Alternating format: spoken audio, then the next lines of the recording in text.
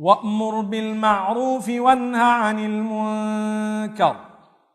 O my son, encourage people to do good, enjoin that which is good, which means go out and promote goodness and demote vice.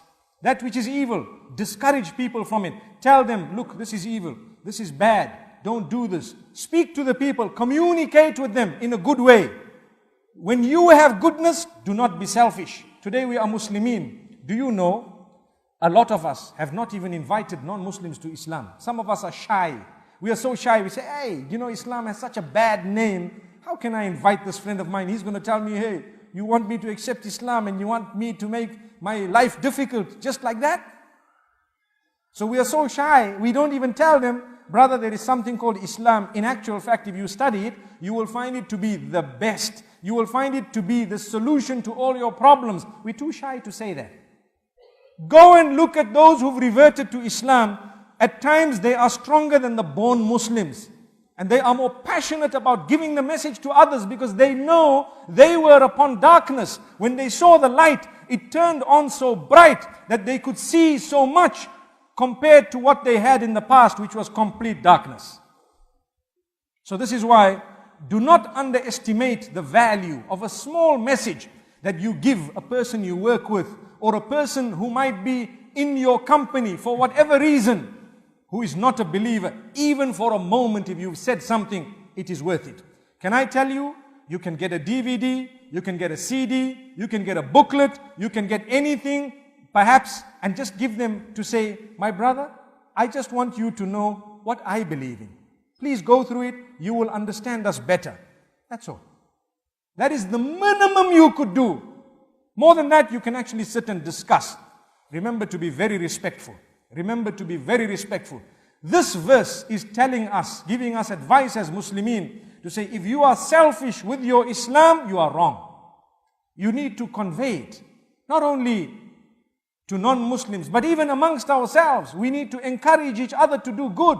And we need to demote bad in a way that people are convinced that this is bad.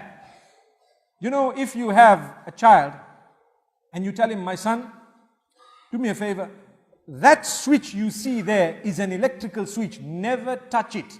What have you done? You have given him good advice. You have prohibited him from something bad. But some of these children, they say, my dad said don't touch it. Let's see why. Let's see why. Now they start taking a pair of scissors and poking it inside. When you see it, you take them and you take the scissors away. Hey, don't do that. You know what's a clever thing to do? Go to Google. I told you he's a sheikh. And you can check some little clips of how people have been burnt because of tampering with electricity. Call your child, just have a look at this. You show it to them once, they'll never ever go close again. And you watch the child, when other children come, they'll say, hey, you know what? I saw a clip of what happens to people who touch these things. Don't even go near. They'll say, no problem. They take it easier from their comrades than from us. So this means you thought of a way of explaining to them. But if you don't think of a way, you might tell them all their lives, and a child may die because of electricity. There are so many who have because of that. Because you did not think of a good way to prohibit them from that evil. The same applies in the Sharia.